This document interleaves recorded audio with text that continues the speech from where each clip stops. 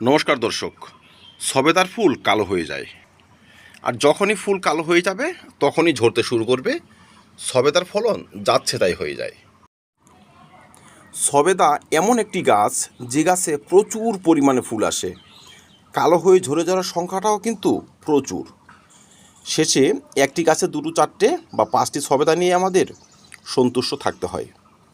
কিন্তু দর্শক, সেসব হবে না। আজকের ভিডিওতে দেখাবো সবেদার ফুল ঝরা কীভাবে কমাবো, সবেদা ফুলকে গাছে কিভাবে ধরে রাখবো, এবং সেই সমস্ত ফুল থেকে গুটিতে সৃষ্টি করব কিভাবে। তো চলুন, সবেদার চাষ সম্বন্ধিত খুবই গুরুত্বপূর্ণ একটি ভিডিওতে আপনাদের স্বাগত। সবেদার ফুলে সেলফ পলিনেশন হয়, মানে একই ফুলে পুরুষ এবং স্ত্রী অঙ্গ বর্তমান থাকে। সেই হিসাবে কিন্তু ফলনের সংখ্যা বাড়ার কথা, কিন্তু তারপরও কিন্তু ফলনের সংখ্যা বাড়ে না। ফুল কালো হতেই থাকে, শুকিয়ে ঝরে যেতেই থাকে। তো এই যে সমস্যাটি, এই সমস্যা যদি আমরা সলভ করতে পারি, সেক্ষেত্রে কিন্তু আমাদের গাছে প্রচুর পরিমাণে ফল দাঁড়িয়ে যাবে। যেমন আমার এই গাছটিতে দাঁড়িয়েছে, মোটামুটি এইটুকু একটি গাছে 100+ সবেদা এখন রয়েছে বড় অবস্থায় এবং ফুল আসছে। তো দর্শক, যদি আপনাদের গাছের ফুল কালো হয়ে ঝরে যাওয়ার সমস্যা থাকে, আপনারা কী করবেন? প্রথম হচ্ছে ফুল আসার সময় আপনাদের ভালো মানের খাবার দিতে হবে। যেই খাবারে থাকবে পটাশিয়াম ফার্স্ট, সেকেন্ড হচ্ছে ফসফরাস, থার্ড হচ্ছে ম্যাগনেসিয়াম, ক্যালসিয়াম, বোরন, জিঙ্ক। এই খাবারগুলো আমি যে ব্যবহার করি, আমি কিন্তু অর্গানিক পদ্ধতি অবলম্বন করে থাকি, তাই আমি বেশিরভাগ খাবারটাই অর্গানিকভাবে ব্যবহার করি। অর্গানিক ব্যবহার করলে একে দুই কাজ হয়: এক, বিষমুক্ত ফল; দ্বিতীয় হচ্ছে আপনার অর্গানিক খাবার ধীরে ধীরে গাছ যেহেতু গ্রহণ করে, আপনার খাদ্যটাও লম্বা সময় পর্যন্ত চলে। তো যাই হোক, এখন যে টবগুলো রয়েছে, যে সমস্ত গাছে এখন ফুল আসতেছে, সেই সমস্ত টবে আপনারা কি করবেন? ধরুন একটি 20 ইঞ্চি এমন টব বা বাস্কেটে আপনার গাছটি রয়েছে। সেক্ষেত্রে আপনাকে গোবর সার ব্যবহার করতে হবে 2 থেকে 3 মুঠি। যদি ভার্মি কম্পোস্ট থাকে 1 মুঠি গোবর কমিয়ে নেবেন, 1 মুঠি ভার্মি কম্পোস্ট দিয়ে দেবেন, ঠিক আছে? তারপর সেখানে ব্যবহার করবেন ভালো মানের হাড় গরু। হাড় গরু বিভিন্ন ব্র্যান্ডের পাওয়া যায়, যেটা ভালো মনে করেন সেটাই আপনি ব্যবহার করবেন। যেমন আমি এটি ব্যবহার করি। একটি 20 থেকে 25 ইঞ্চি টবের মধ্যে অন্তত পক্ষে আধা মুঠি, যদি সম্ভব হয় 1 মুঠি হাড় গরু ব্যবহার করে দেবেন। হাড় গরুতে রয়েছে ফসফরাস এবং ক্যালসিয়ামের ভালো সোর্স, যারা আমাদের গাছকে শক্তিশালী করবে, গাছের শিকড়কে শক্তিশালী করবে, গাছের খাদ্য গ্রহণের পরিমাণ বাড়াবে, গাছকে নিরুক রাখবে, আর তখনই কিন্তু গাছ বেশি বেশি ফুলকে ফলে পরিণত করবে। তারপর ব্যবহার করতে হবে বোরন। দর্শক, বিভিন্ন ব্র্যান্ডের বোরন পাওয়া যায়। বোরন খুব সামান্যই ব্যবহার করতে হবে, কিন্তু ব্যবহার করতে হবে। আমরা কি করতে পারি? কিছু বোরন টবের মাটিতে ব্যবহার করব, আর কিছুটা গাছে স্প্রে করব। কারণ বোরন কিন্তু এই সমস্ত ফুলের ভালো পলিনেশন ঘটাবে, তারপর কিন্তু ফুলগুলো গাছে লেগে থাকবে। তাহলে একটি 20 ইঞ্চি টবের মধ্যে যদি আপনি বোরন ব্যবহার করেন, মাটিতে 2 গ্রাম ব্যবহার করে দেবেন। 2 গ্রাম বোরন 1.5 থেকে 2 লিটার জলে গুলে গাছে স্প্রে করে দেবেন। আজকে যদি একবার গাছে স্প্রে করেন, ঠিক 7 থেকে 10 দিন পর আরেকবার করবেন, 7 থেকে 10 দিন পর আরেকবার করবেন। 2 থেকে 3 বার বোরন স্প্রে করলে এই বছর অন্তত কালো হয়ে ঝরে যাওয়ার যে প্রবণতা, সেটা আপনার কমবে। সবেদার ফুলগুলো গাছে লেগে থাকবে।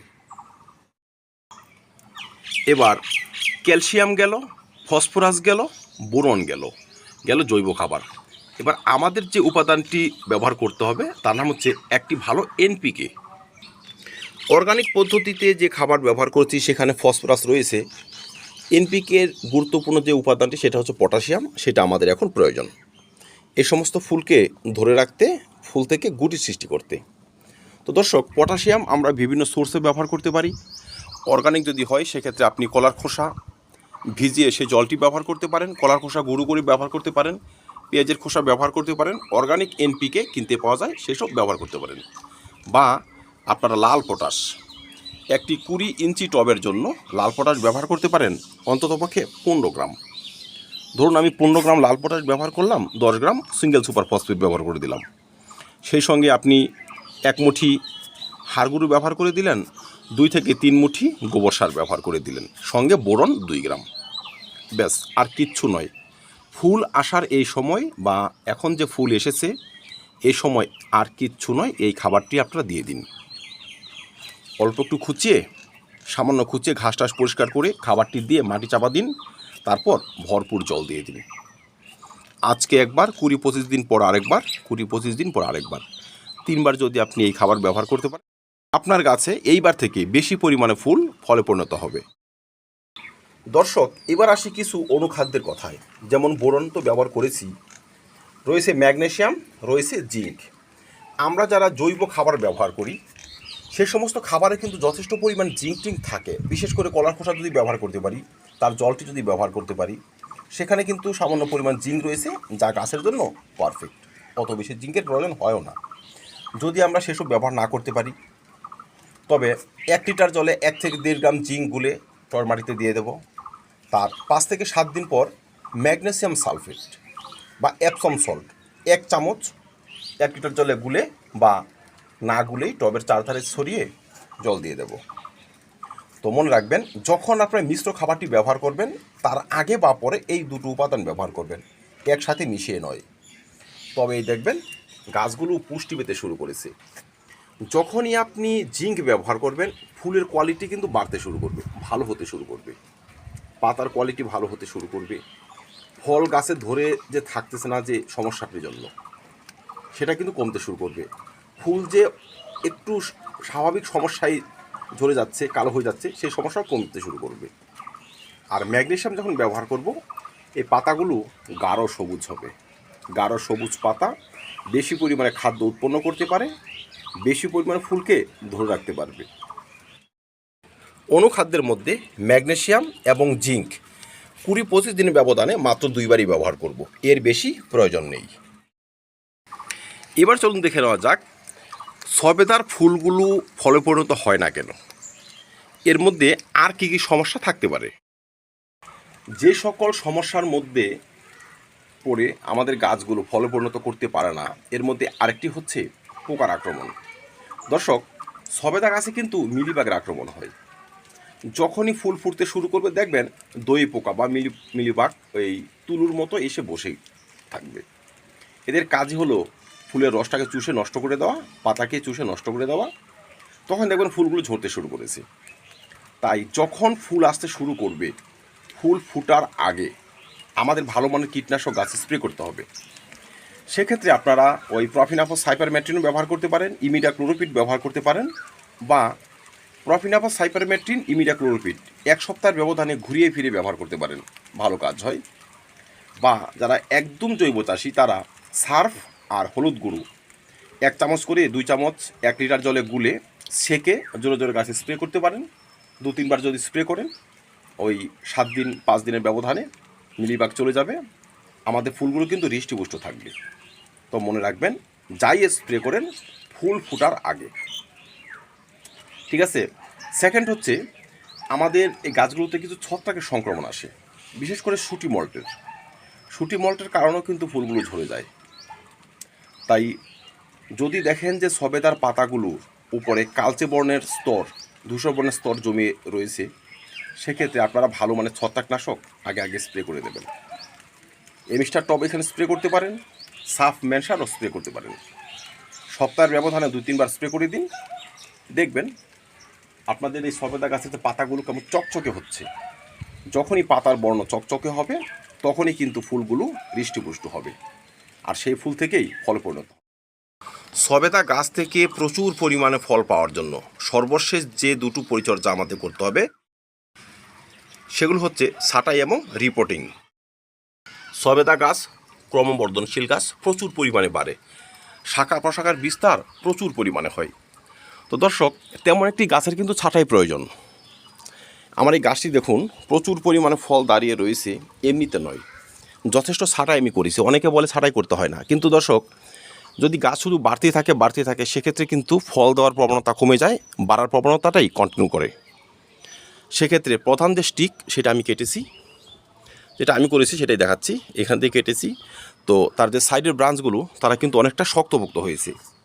আর যখন সাইডের ব্রাঞ্চ শক্তপোক্ত হয়েছে, প্রত্যেকটি ব্রাঞ্চের আড়ালে কিন্তু এমন ফল দেখুন, ঝোপা ফল একবারে হয়েছে। এবার তারপরে কি হচ্ছে, সবেদার যে পাতাগুলো, পরিণত পাতাগুলো অনেক সময় গাছে লেগে থাকে, পড়তে চায় না, ঝোপঝাড় হয়ে থাকে। সেগুলো আপনি হাত দিয়ে একটু ভেঙে ভেঙে দেবেন, মানে গোড়ার দিকের পাতাগুলো আর কি, এই সাইডের পাতাগুলো ভেঙে দিয়েছি আমি। তারপর তার যে ফুল এবং ফুল সংলগ্ন পাতাগুলো, তারা কিন্তু অনেকটা শক্তিশালী হয়েছে এবং সেই সমস্ত স্থান থেকে দেখেন গুটিগুলো সৃষ্টি হয়েছে।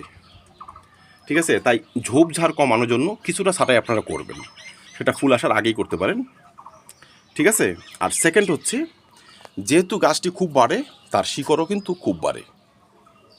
তো একটি গাছ আমরা সর্বাধিক 2 বছর একই টবে রাখতে পারি, সেটাও যদি 20-25 ইঞ্চি টব হয় তবে, নয়তো আপনাকে প্রতি বছর গাছটি রিপোর্ট করতে হবে।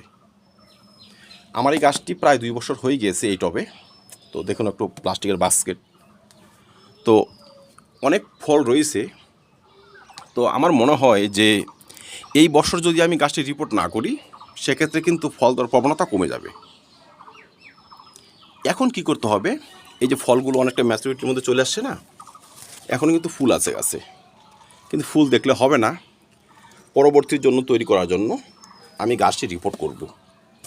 যে সাইজের পটটি দেখছেন তার থেকে একটু বড় পটে গাছটিকে বসাতে হবে। যদি আপনাদের কারো গাছের শিকড়ের সমস্যা থাকে, তবে সেই গাছে ফুল আসবে, ফুল ঝরে যাবে, ফলন তো পাবেন না। রিপোর্ট করার সময় যদি দেখেন যে শিকড়ের সমস্যা রয়েছে, শিকড় চিকিৎসা একটু সারতে হবে। আপনাকে টাটা ব্লাইটক্স গুলে ঢালতে হবে, তাহলে শিকড় সুস্থ হয়ে যাবে। আর পটাশিয়াম হিউমেট জলে গুলেও টর্মারিক দিতে হবে, তবে শিকড় সুস্থ হয়ে যাবে। গাছটি শিকড়কে বাড়িয়ে নেওয়ার জন্য একটু ফাঁকা জায়গা পেয়ে যাবে, শিকড় আবার নতুন করে সার্ভাইভ করতে শুরু করবে, বেশি বেশি ফুল এবং বেশি বেশি ফল ধরে রাখতে শুরু করবে।